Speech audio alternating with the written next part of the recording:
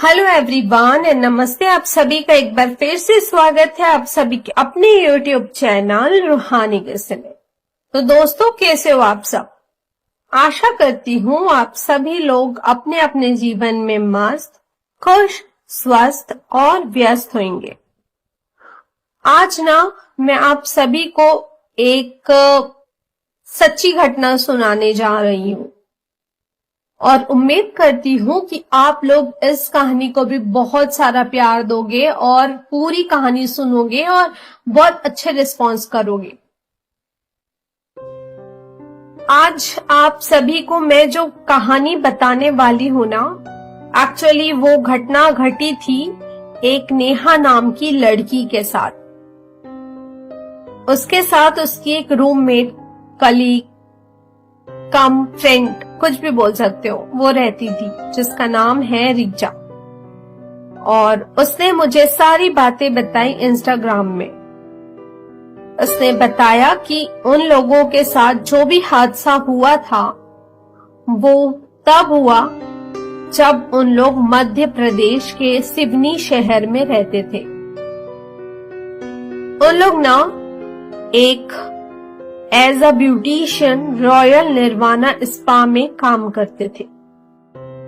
रीचा का कहना है कि अगर आप ये कहानी अपने व्यूवर्स को सुनाओगे, अपने चैनल पर लेकर आओगे तो स्पा के बारे में फिर से आपके ऑडियंस और आप खुद भी वैसा महसूस नहीं कर पाओगे जैसा आज तक आप सभी लोग महसूस करते आए हैं। मुझे भी काफी इंटरेस्टिंग लगा कि यार ये क्या बताना चाहती है, ऐसी कौन सी सच्ची घटना घटी इनके साथ। तो मैंने भी इसको बोला कि रीचा को कि ठीक है, हम जानने में इंटरेस्टेड हैं, आप बताओ। तो वो बता रही थी कि ये बात तब की है जब मध्य प्रदेश का एक शहर सिवनी जंगलों से घिरा हुआ और शांत और थोड़ा पुराना शहर था। शहर के बिल्कुल कोने में एक छोटी सी गली थी जिसका नाम था राज रानी मार्ग और वहीं पर बना था एक स्पा, रॉयल निर्वाणा स्पा। नाम तो बड़ा आकर्षक था। बाहर एक पुरानी हवेली जैसी बिल्डिंग थी जिसको स्पा में कन्वर्ट किया गया था और जिसके अंदर घुसते ही एक अजीब सी खुशबू, सैंडलवुड, कस्तूरी और कुछ ऐसा जो कहना मुश्किल था, वैसी खुशबू आती थी। रीचा को मैंने बोला कि आगे क्या हुआ, तो उसने मुझे बताई कि अब मैं आपको मिलाती हूँ नेहा से। 23 साल की एक ब्यूटिशियन जो नई नई शहर आई थी, भोपाल से सिवनी, क्योंकि रॉयल निर्वाणा स्पा ने उसे अच्छी सैलरी ऑफर की थी। वो सोचती है कि ये मेरे लिए एक गोल्डन अपॉर्चुनिटी है। और वो बता रही थी कि नेहा की डायरी लिखने की आदत थी, बहुत से लोगों की होती है, हम अपने दिन में क्या करें, हमारा दिन कैसा गया है, बहुत सारे लोग डायरी मेंटेन करते हैं। तो वो बताई कि पहला दिन था जब नेहा अंदर आई और उसने डायरी में लिखी थी कि उसको एक रिसेप्शनिस्ट मिली। वो 60 साल की औरत थी जिसको सब लोग रुक्मणी मौसी कह के बुलाते थे। रुक्मणी मौसी उसको बोलती है कि यहाँ तुम सब करोगी, लेकिन आखिरी सांझ की मालिश तुम्हें करने की इजाजत तब मिलेगी जब स्पा तुम्हें चुनेगा। नेहा शॉक्ड हो जाती है और उसकी हंसी निकल जाती है। स्पा मुझे चुनेगा, ये क्या बात हुई? वो कुछ नहीं बोलती है और काम पे लग जाती है। वहीं पे उसकी मुलाकात होती है रीचा से। रीचा को वो बोलती है कि हाय रीचा, मैं एक्चुअली नई आई हूँ, यहाँ पे नई शिफ्ट हुई हूँ, मुझे ज्यादा कुछ पता नहीं है, तो इफ यू डोंट माइंड क्या मैं तुम्हारे साथ तुम्हारे फ्लैट में रह सकती हूँ? ऋचा बोलती है कि हाँ ठीक है, कोई प्रॉब्लम नहीं है, मैं भी घर से बहुत दूर रहती हूँ और मैं भी अकेला महसूस करती हूँ, तो मुझे भी अच्छा लगेगा अगर कोई पार्टनर या मेरा कलीग या मेरी दोस्त मेरे साथ रहेगी। तो ऐसे इन लोगों की ना फ्रेंडशिप हो जाती है। और ऋचा बता रही थी कि नेहा की डायरी में लिखा था कि 2 हफ्ते तक सब नॉर्मल चला। फिर एक शाम जब स्पा में सिर्फ एक बुकिंग थी, एक लोकल रिच मैडम का अपॉइंटमेंट था, तो नेहा को रुक्मणी मौसी बुलाती है और बोलती है उसको कि क्या तुम तैयार हो आखिरी सांझ की मालिश के लिए? नेहा थोड़ी सी हेजिटेशन के साथ हाँ बोल देती है। तो रुक्मणी मौसी उसे एक पुरानी वुडन अलमीरा के पास लेकर जाती है। अलमीरा खुलती है और अंदर से निकला एक शीशे का सुराही जैसा बॉटल। उसमें ना तेल था, मगर वो तेल काले रंग का था, लेकिन उससे खुशबू आ रही थी। तो नेहा बोलती है कि ये कैसा तेल है मौसी? तो रुक्मणी बोलती है ये तेल किसी आम इंसान का नहीं, ये है रानी श्यामल देवी का आखिरी तेल। इससे मालिश करते ही जो भी लड़की इससे मालिश करवाती है या जो भी लड़की इससे मालिश करती है ना, वो रानी की आत्मा उसमें घुस जाती है, बस एक शाम के लिए। पर उस शाम में उसके अंदर सिर्फ एक चीज चलती है, पूरी तरह से किसी पुरुष के साथ वो रात बिताना। लेकिन उस आदमी का अंत तय होता है। नेहा को ना बहुत ज्यादा शौक लगता है सारी बातें सुन के। वो सोचती है कि रुक्मणी मौसी सब कैसी बातें कर रही है, और समझती है कि ये सब एक नौटंकी है अपना प्रोडक्ट कस्टमर को सेल करने का। तो वो क्या करती है कि बोलती है कि ठीक है मैं काम करूंगी, और बाय द वे जो भी है पैसे तो मिल रहे हैं ना इसके, तो मैं कर लेती हूँ ये काम। नेहा क्या करती है कि क्लाइंट की मालिश करने के लिए जाती है, और जैसे वो मालिश स्टार्ट करती है ना तो उसको सब चीज नॉर्मल लगता है। लेकिन जब उस तेल के कुछ बूंद उसके ऊपर हाथों में लग जाते हैं ना तो उसकी आंखें पलट जाती है। ऋचा बता रही थी कि उस रात जब वो घर आती है तो स्पा बंद होने के बाद वो नेहा को पूछती है कि नेहा सब ठीक है ना? नेहा राशि को सिर्फ देखती है, और नेहा की जो आंखों का रंग होता है ना वो डीप ग्रीन हो जाता है, और नेहा की जो वॉकिंग स्टाइल रहती है ना वो ऐसा लगता है जैसे नाचते हुए आई हो।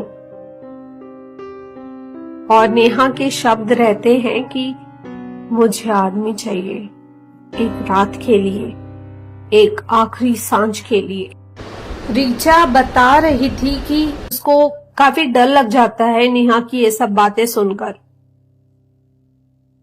लेकिन वो ये भी बताती है कि कुछ टाइम के बाद ना नेहा नॉर्मल हो जाती है। फिर ऋचा उसको बताती है नेहा को कि तू ये सब चीजें करी थी, तेरी आंखें एकदम डार्क ग्रीन हो गई थी और तू ये सब बातें बोल रही थी। तो नेहा बोलती है कि मुझे तो कुछ याद ही नहीं है ऋचा ऐसा कि मैंने ऐसा कुछ बोली हो, चल सो जा। तो उन लोग सो जाते हैं, लेकिन अचानक से नेहा रात में उठती है और किसी डेटिंग ऐप पर एक आदमी से बात करने लगती है। डेटिंग ऐप टिंडर में ना वो एक इंसान से स्वाइप राइट करके बात करने लगती है। उसका नाम रहता है अमित। रीचा बोलती है कि अब तू इतनी रात को उठकर टेंडर क्यों चला रही है। तो नेहा बोलती है कि यार रीचा तुम सो जाओ ना, तुम्हें क्या करना है, मैं कुछ भी करूं। तो रीचा बोलती है ठीक है मैं सो जाती हूँ, तू ध्यान रख अपना। तो नेहा ना टिंडा में बात करती रहती है एक आदमी से जिसका नाम होता है अमित। और अमित जो रहता है वो लोकल स्कूल टीचर होता है। वो दोनों मिलते हैं डिनर के लिए और नेहा बोलती है अमित को कि तुम मुझे घर ड्रॉप कर दोगे, काफी रात हो गई है। तो अमित नेहा को घर ड्रॉप करता है। तो नेहा बोलती है कि अमित को तुम भी चलो ना मेरे फ्लैट पे, इतनी रात हो गई है, आज तुम मेरे साथ ही रुक जाओ, कल सुबह होते हुए ही चले जाना। तो अमित बोलता है ठीक है मैं चलता हूं तुम्हारे साथ।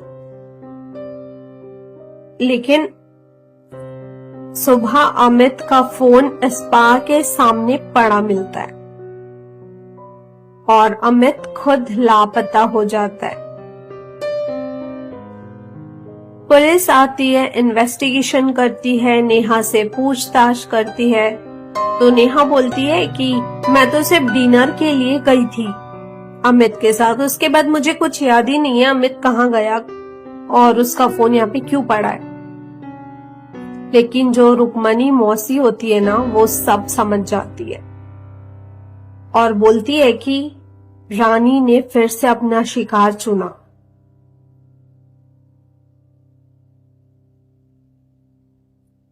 फिर क्या होता है, रीचा बता रही थी कि अगले 3 महीने जब भी नेहा आखिरी सांझ की मालिश के लिए जाती है ना, उस रात कोई ना कोई आदमी उसके साथ होता है और सुबह वो गायब हो जाता है और नेहा उससे कुछ याद नहीं रहता कि वो रात को कहाँ थी, क्या कर रही थी।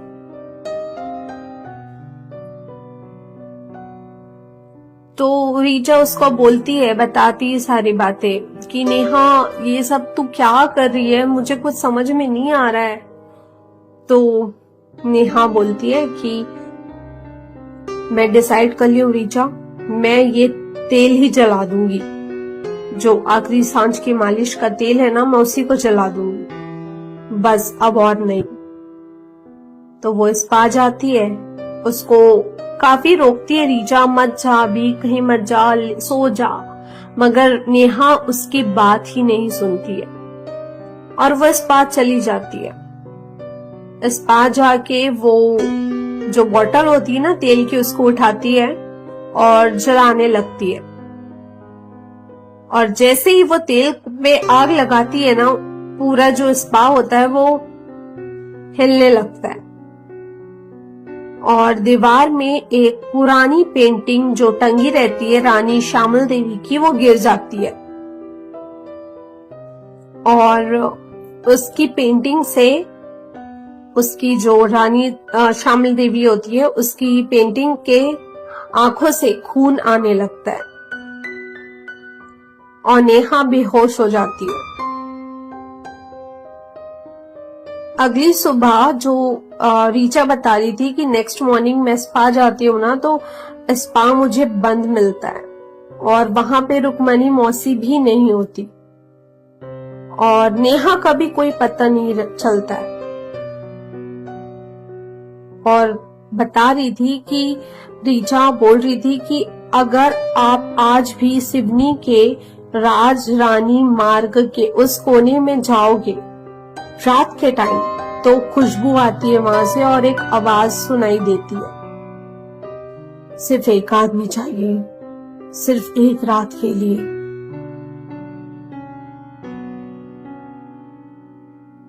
और वो बोल रही थी कि उस खुशबू के पीछे जो चला जाता है ना, वो कभी वापस नहीं आता। तो दोस्तों इतनी ही थी आज की कहानी।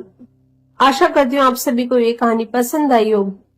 अगर ये कहानी पसंद आई हो तो इस कहानी को एक लाइक करना तो बनता है और साथ ही मेरे चैनल को सब्सक्राइब भी कर लीजिएगा और अगर आप लोगों के पास भी कोई कहानी और किस्से हैं जो आप लोग चाहते हैं मैं अपने ऑडियंस के साथ शेयर करूं, तो आप सब लोग मुझसे इंस्टाग्राम के थ्रू कनेक्ट कर सकते हैं।